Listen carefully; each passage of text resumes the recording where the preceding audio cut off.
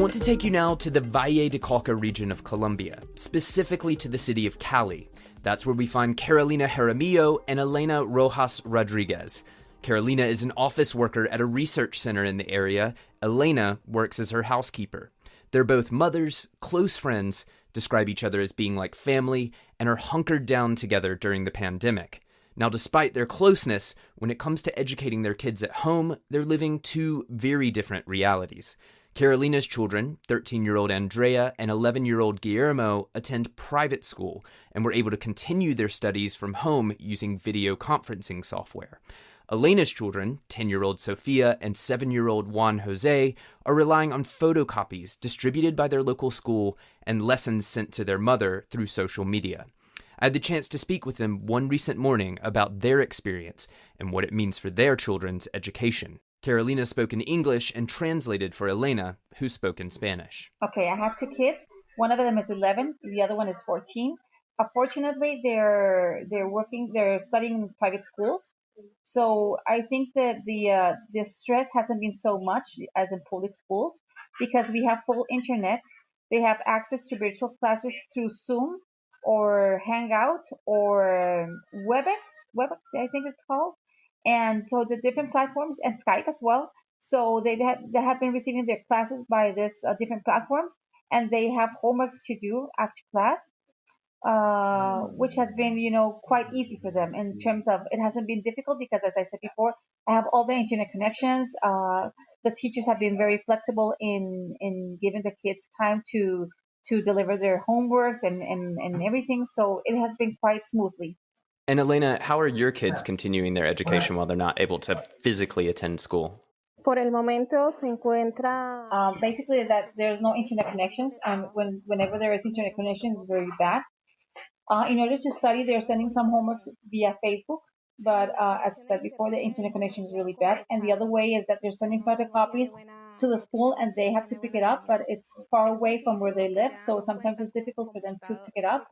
And that's basically how they're managing right now their virtual classes, but they're not receiving presential classes at the time. Para poder recibirlas.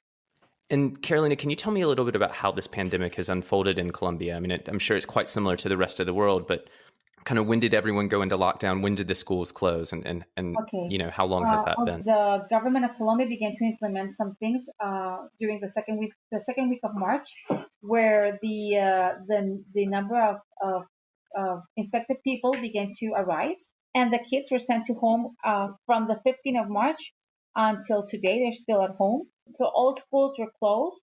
And I can imagine, as moms who both work, it's a whole new challenge balancing both work from home and looking after the kids all day long. Yes and no. In my case, it hasn't been so difficult because at least my kids are a little bit older, so they can defend themselves.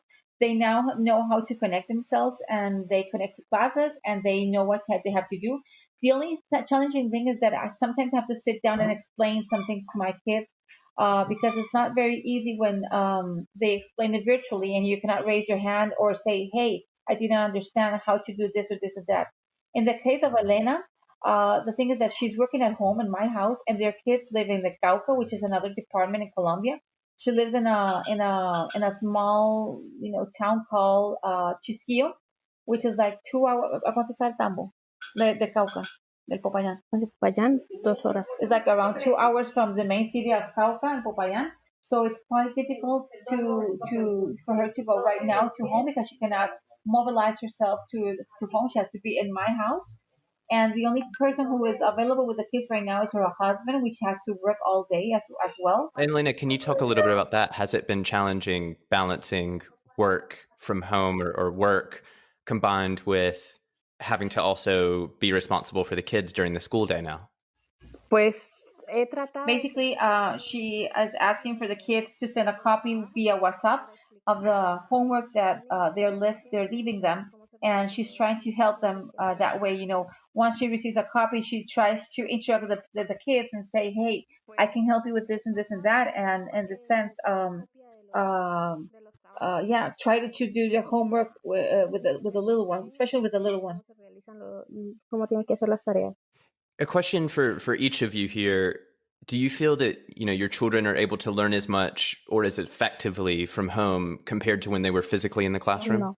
No, en ese momento no están aprendiendo. Basically, she's saying that no, and they're sending homework of things they haven't even taught them. So there's almost like a disjointed sort of nature to it here. In my cases, I think I will say it's not the same. Virtual classes for me is not the same as presential classes because the attention for them is different. Sometimes I see my kids, with the earphones and listening to class, but they're not there. Even though they're there connected, they're not there. So I think they have too many distractions at home. The dogs, the TV, the mobile phone, other things which distract them from being 100% productive in school. One question for you, Elena. Do you worry that somehow your children's education would be sort of damaged or stunted by this crisis and that it's going to take longer to recover? Or do you think the kids will be able to just go right back into school and kind of pick up where they left off? Pues no creo que recuperen el tiempo. She's saying that basically she really feels that they're wasting their time, that their kids right now are not learning, especially the little one, which is in first grade, and that she would suggest that they repeat the grade again because they're not learning right now. They're really not learning. Carolina, beyond you and Elena's experiences, how else are you hearing about students continuing their education and their studies in Colombia? I saw in the news yesterday that there's some kids in very remote areas in Colombia where there's no internet connections. They're really poor and they live in a very bad conditions.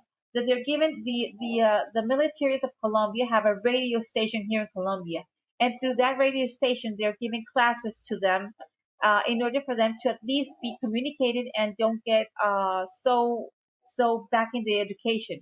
So they were saying that they were going back to the years where some people received school by radio, and it was really interesting. And I think it was good, to at least know that we haven't lost that people, the importance of the education in Colombia.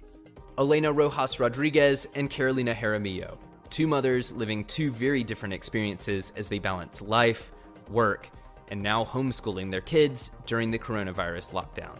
They joined the Development Podcast from Cali, Colombia.